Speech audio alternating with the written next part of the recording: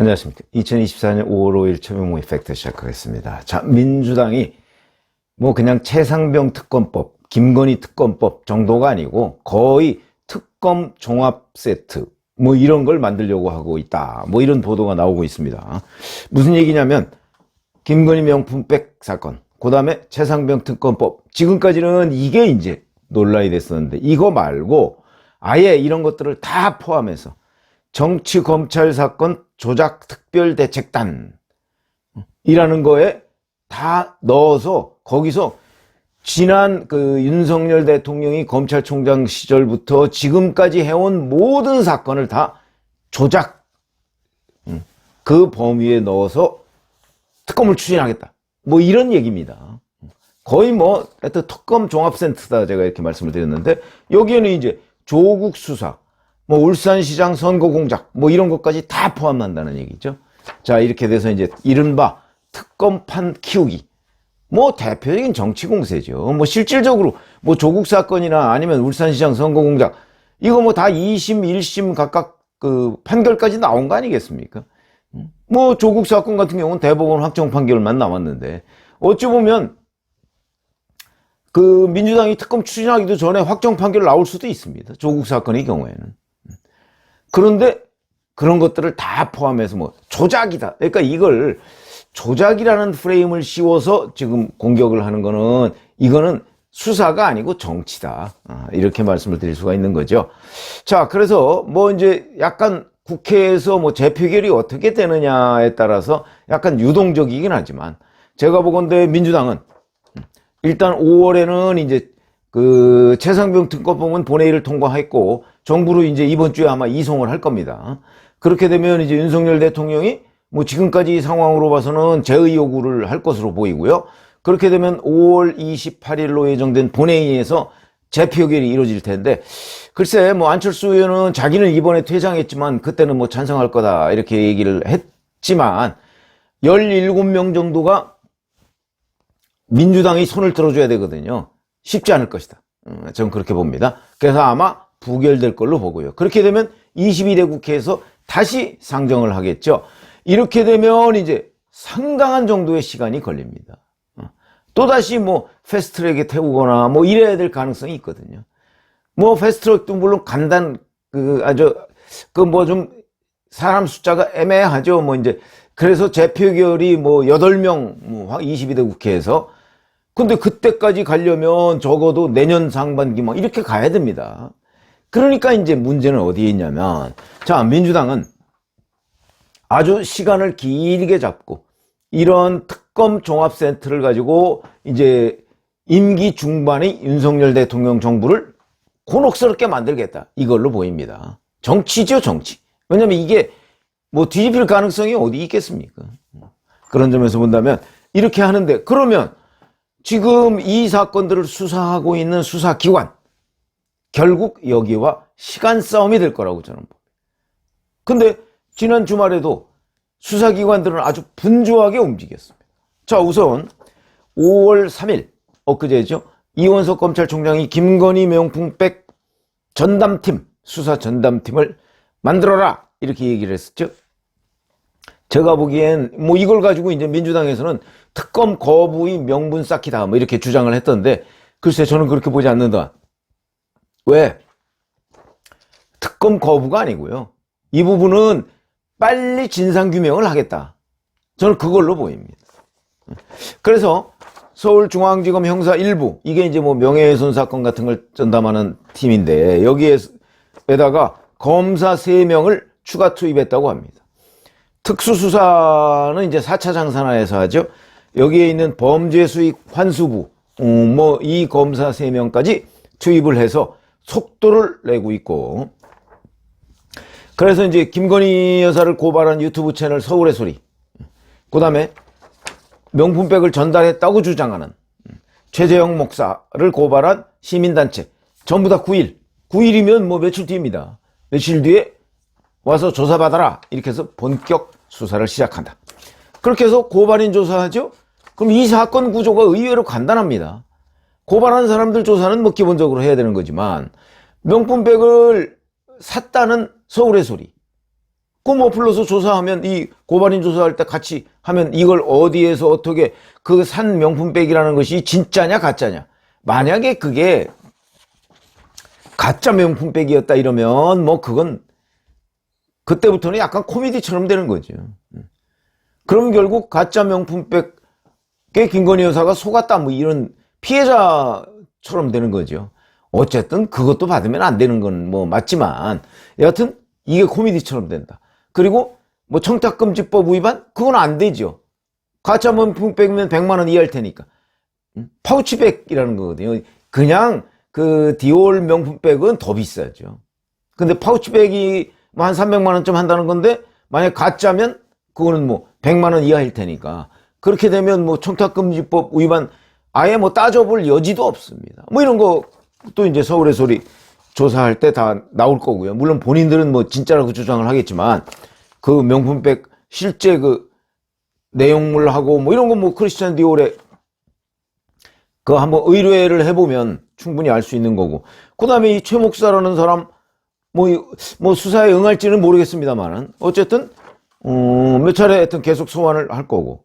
뭐 김건희 여사 뭐 이렇게 해서 이제 다 최종적으로 이제 김건희 여사.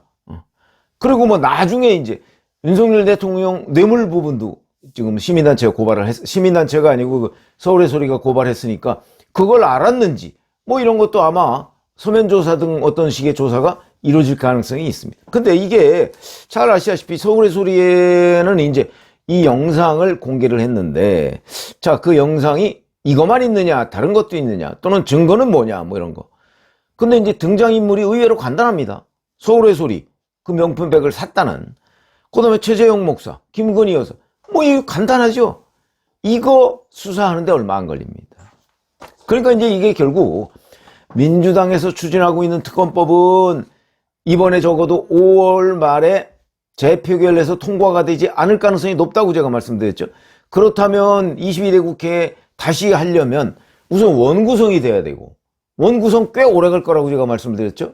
이번에. 뭐 민주당이 독식하려고 하니까 꽤 오래 갈 거고. 그러면 결국 다시 추진해서 실제 특검이 이루어지기까지 상당한 시간이 걸리고 궁극적으로는 특검이 안 이루어질 수도 있습니다. 재표결, 그때도 또 재표결해서 부결될 수 있거든요. 어쨌든 검찰로서는 상당한 시간을 확보할 수 있다. 이미 적어도 6개월 이상 시간을 확보할 수 있기 때문에 그렇다면 이 수사는 그 안에 끝난다. 그러니까 이게 특검 거부의 명분을 쌓기가 아니고 그 안에 진상규명을 완전히 끝낸다. 이런 거죠. 그래서 제가 시간 싸움 얘기를 하고 있는 겁니다. 자, 여기만 그런가요? 공수처 이미 뭐 3월부터 수사를 본격화해서 지금 작년 12월에 고발된 사건이니까 그래서 이미 뭐 2달 이미 그 유재은 국방부 법무관리관은 2번씩이나 조사를 했고요. 어제 보니까 김계환 해병대 사령관을 불렀더군요. 이 사람은 이제 해병대 사망사건, 해병대원 사망사건을 처음에 수사한 박정훈 전 대령, 이 사람이 이제 해병대 수사단장인데, 이 사람한테 윗선의 외압이 가해졌다, 뭐 이런, 논란과 관련한 핵심 피의자고, 그 다음에, 해병대 수사단의 수사 결과 발표, 이거 취소해라. 그 다음에 경찰에 이첩하는 거 보류해라. 뭐 이런 것들을 지시한 혐의를 받고 있고, 그 다음에 VIP가 경로했다. 뭐 이런 발언을 한 당사자로 알려져 있습니다. 그러니까 어찌 보면 김계환 해병대 사령관이 수사단장과 국방부 사이에서 역할을 한 것으로. 그렇기 때문에 어제 무려 14시간 조사를 받았다고 합니다. 뭐 사실상, 물론 근데 이 김계환 사령관은 그동안의 뭐 기자들 질문이나 이런 데서는 부인해 왔죠. 이런 부분을. 그러니까 어제 공수처가 어떤 조사를 했는지 그건 뭐 아직까지 제대로 보도된 게 없습니다. 이러니까 이제 이 김계환 사령관 아마 뭐 한 번 더 조사할지 모르겠지만 하여튼 이렇게 조사하고 나면 이제 그 윗선만 남았습니다. 신범철 전 국방부 차관, 이종섭 전 국방장관 뭐 이런 사람 정도 남았죠. 그리고서 이제 대통령실에 뭐 이시원 비서관이나 이런 사람들이 뭐 전화 통화를 누구랑 했네 마네 뭐 이런 부분. 근데 이게 만약에 김계환 사령관이 중간에서 그런 적 없다라고 부인을 하면, 지금 현재 부인하고 있는 상황이죠. 뭐 공수처에 가서 시인했는지 여부는 지금 불분명합니다. 만약에 거기 여기 이렇게 되면 중간선에서 끊기게 됩니다. 그러면 수사가 더 이상 진전이 어려운 상황이 아닌가 이런 생각이 들고, 어쨌든 이것도 사건 자체가 의외로 구조가 간단합니다. 그러니까 대통령실이 지시했는지 여부는 모르지만 적어도 국방부 차원에서 해병대 쪽으로 내려가서 뭐 수사를 이리저리 이제 뭐 발표를 중단하라든지 뭐 이런 얘기를 했다는 건데, 사실은 이 군 계통은요 민간의 이 지휘 라인하고는 조금 다릅니다. 왜냐하면 군이라는 거는 전시를 상정하고 만들어 놓은 조직이기 때문에 대개의 경우 위에서 이거 이렇게 해라 저거 저렇게 해라는 게 지휘권 내에 포함되어 있을 경우가 많습니다. 평시에도 전시에 대비한 체제를 유지하고 있는 게 군이기 때문에 국방장관이 뭐 이걸 이렇게 하라라고 지시해서 직권남용이다, 이거는 엄청난 논란이 있습니다. 그게 민간 법원 같으면, 아니 민간이라고 한다면 직권남용이 될 수 있지만 군 계통은 직권남용이 안 될 경우가 굉장히 많다. 그건 이제 법률적으로 따져야 되는 문제고, 어쨌든 공수처가 이런 군 형법이나 뭐 하여튼 군 관련 법률 이런 거를 다 종합해서 조사를 할 텐데, 이것도 아시다시피 외압 의혹은 공수처가 수사를 하고 있고 또 이제 다른 부분은 경찰이 하고 있는데, 뭐 경찰은 그렇다 쳐도 공수처도 이 최상병 특검법이 확정돼서 최상병 특검 특검 쪽으로 수사 자료를 다 넘기는 거, 이것까지는 굉장히 오랜 시간이 걸립니다. 이번 5월에 만약에 확정되지 않는다면 최상병 특검법이, 그러면 그때까지 이것도 수사를 마무리할 수가 있다.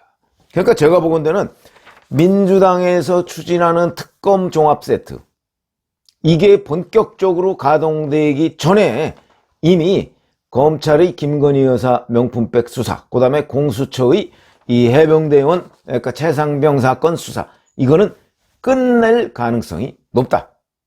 결국은 만약에 수사가 다 끝나서 진상규명이 된 상태에서 뭐 그래도 민주당은 아마 특검을 할 겁니다. 어차피 이게 정치로 출발한 거니까. 그런데 그리고 나서 특검을 해봤더니 검찰 수사나 공수처 수사에서 손톱만큼도 더 나간 게 없더라. 어떻게 되겠습니까? 정치적으로 민주당이 아마 역풍을 맞을 가능성. 이러려고 수십억을 왜 썼냐? 저는 그 가능성이 높다고 생각합니다.